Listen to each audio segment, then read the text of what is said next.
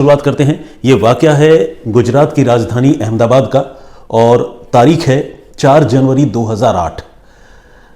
अहमदाबाद में science city है। Science city के पास एक सुनसान सड़क गुजरती है और इसी सुनसान सड़क पर 4 जनवरी 2008 की सुबह एक कार के अंदर एक शख्स की लाश मिलती है। लाश जिस तरह से बीच सड़क पर कार के अंदर पड़ी थी, लोगों को देखते ही समझ में आ गया कि मामला कत्ल का है, क्योंकि कार के अंदर खून ही खून भरा हुआ था। तो लोगों ने फौरन पुलिस को इत्तला दी। पुलिस मौके पर पहुंची, लाश को बरामद किया गया और जांच के लिए भिजवाया गया।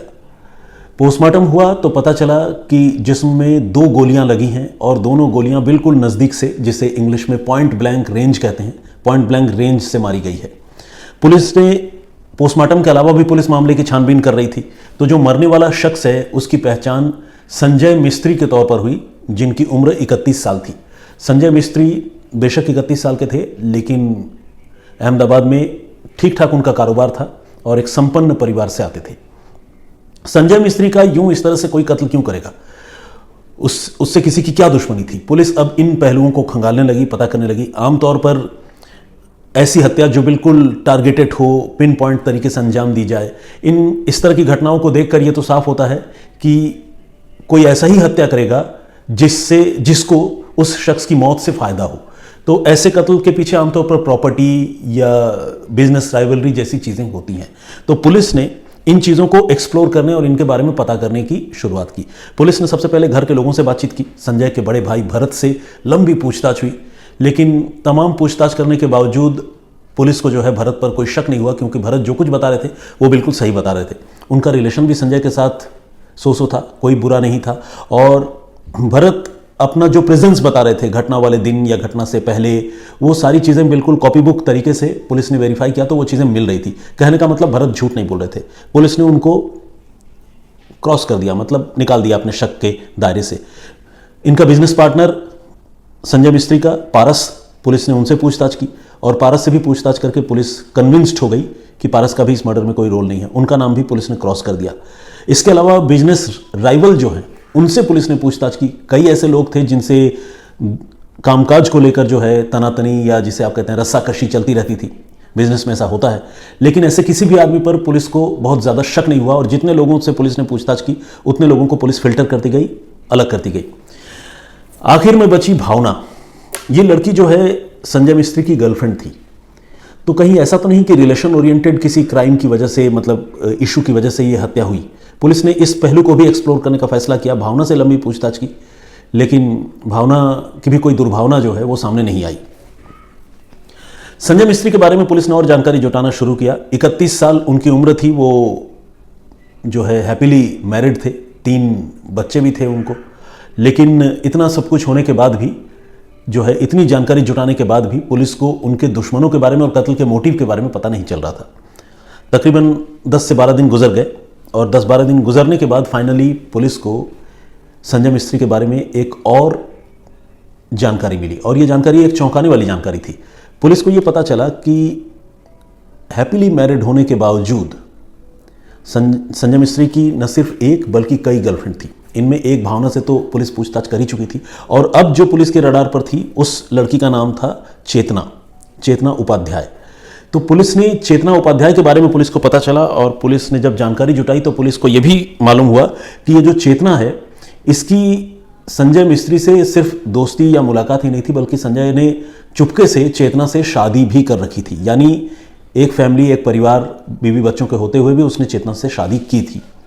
और न सिर्फ शादी की थी बल्कि चेतना को रहने के लिए उसने किराए पर फ्लैट भी लेकर दिया था। संजय से चेतना की मुलाकात 2004 में हुई थी, मतलब जब उसका कत्ल हुआ था उससे 4 साल पहले। और इसके 1 साल बाद संजय ने चेतना से शादी की। लेकिन कहानी का जो इनसाइड स्टोरी है वो ये है, कहानी का इनसाइड फैक्टर है वो ये है कि चेतना को ये नहीं पता था कि संजय पहले से शादीशुदा है। लेकिन जब चेतना ने उससे शादी कर ली तब उसे इस बात का पता चला और उसे बहुत झटका लगा। कोई भी लड़की इस चीज़ को कैसे बर्दाश्त करती। तो उसकी जो है संजय से लगातार इस बात को लेकर लड़ाइयाँ शुरू हो गई और उसने अपने आप को अलग भी कर लिया। वो संजय से दूर रहने लगी और छोड़िए, उसने एक दूसरे लड़के से सगाई भी कर ली। लेकिन ये जो संजय था, ये चेतना को किसी भी कीमत पर छोड़ने के लिए तैयार नहीं था। वो लगातार उसका पीछा कर रहा था और उसे कन्विंस करने की कोशिश कर रहा था, और फाइनली उसने उसे कन्विंस किया भी और एक साथ दोनों रहने लगे। हालांकि संजय रेगुलर तो उसके साथ नहीं रहता था, ये चेतना जो है ये नरोडा में रहती थी, अहमदाबाद के ही, और संजय जो है वो दूसरी जगह रहता था कहीं। तो ये बीच बीच में चेतना के पास आया करता था, लेकिन दोनों के बीच में पहले वाली जो प्यार या मोहब्बत या जो गर्माहट वाली बात थी वो खत्म हो गई थी, और अब दोनों के बीच में तनातनी होने लगी। एक वक्त ऐसा आया जब चेतना ने संजय के खिलाफ डोमेस्टिक वायलेंस का केस तक दर्ज करा दिया, और अब संजय को यह लगने लगा कि अब उसकी भेद खुल जाएगा उसका, और कहीं ऐसा ना हो कि उसके घर वालों को भी चेतना के बारे में पता चल जाए और बिल्कुल सब गुड़ गोबर हो जाए। तो वो घबरा गया। घबराने के बाद उसने ये जो डोमेस्टिक वायलेंस का केस चेतना ने करवाया था, चेतना से बातचीत की और out of the court settlement जो है उसने करने का फैसला किया, और चेतना को पूरे 4 लाख रुपए उस out of the court settlement के लिए संजय ने दिए। इसके बाद फिर जो है वो दोनों के रास्ते एक बार फिर से अलग हो गए, और अलग होने के बाद थोड़ा वक्त गुजरा, लेकिन अब हुआ यूं कि संजय का कत्ल हो चुका था। संजय की लाश, जैसा कि मैंने आपको बताया, 4 जनवरी 2008 की सुबह साइंस सिटी के बगल में उन्हीं के कार के अंदर पड़ी हुई मिली। चेतना के बारे में बहुत सारी जानकारी जुटाने के बाद फाइनली पुलिस ने, जैसा कि मैंने आपको बताया कि वो भी चूंकि पुलिस की रडार पर थी, तो पुलिस ने उसे उठाया और उससे सख्ती से पूछताछ की, और उसने संजय का कत्ल करने की बात कबूल कर ली। और न सिर्फ कबूल की, बल्कि ये भी बताया कि इस कत्ल को उसने कैसे प्लान किया। चेतना ने सबसे पहले अपने एक ऑटो ड्राइवर दोस्त से संजय के बारे में बातचीत की और कहा कि वो संजय का कत्ल करवाना चाहती है, और अमित उपाध्याय नाम के इस दोस्त को उसने कत्ल के लिए 4 लाख रुपए ऑफर किए और कहा कि अगर वो कत्ल कर देता है तो 4 लाख रुपए वो उसे देगी। 4 लाख रुपए की सुपारी तय होने के बाद अमित ने एक पुलिस वाले से बात की। इस पुलिस वाले का नाम था दीपक खांत। दीपक खांत से बात की और दीपक ने अपने 2 और साथियों को लिया, और इस तरह टोटल 4 लोग मिले, और इन 4 लोगों ने मिलकर संजय मिस्त्री का कत्ल करने का फैसला किया, और बदले में 4 लाख की सुपारी लेने की बात हुई। 2 लाख रुपए एडवांस के तौर पर दे भी दिए गए थे। इन लोगों ने साजिश रची और 3 और 4 जनवरी की दरमियानी रात को ये साइंस सिटी के पास घात लगाकर संजय का इंतजार कर रहे थे। वो इसलिए कि इन लोगों ने पहले रेकी की थी और इनको पता था कि संजय रात को उस रास्ते से गुजरते हैं। रात को तकरीबन 10 साढ़े 10 बजे जब संजय वहां से गुजरे तो इन्होंने हाथ दिखाकर उसको रोका, उसकी गाड़ी को रोका, और जैसे ही संजय ने अपनी गाड़ी रोकी, इन चारों लोगों ने उसे घेर लिया, और जो पुलिस वाला है संजय खांत, उसने अपने पिस्टल से बिल्कुल करीब से पॉइंट ब्लैंक संजय को 3 गोलियां मारी। 3 में से 2 गोलियां तो खैर संजय को लग गई, लेकिन एक गोली समहाउ मिसफायर हो गई, संजय के बॉडी में नहीं लगी। लेकिन जब जांच हुई, फॉरेंसिक जांच हुई, तो कार में उस तीसरी गोली के भी निशान मिले। लेकिन इस पूरी कहानी का जो एक अहम पहलू है वो ये कि ये जो 4 लाख रुपए है, ये 4 लाख रुपए चेतना के पास आए कहां से? ये वही 4 लाख रुपए हैं जो उसने संजय से लिए थे out of the court settlement करने के लिए। यानी संजय ने चेतना को उसका मुंह बंद रखने की 4 लाख रुपए की कीमत दी थी।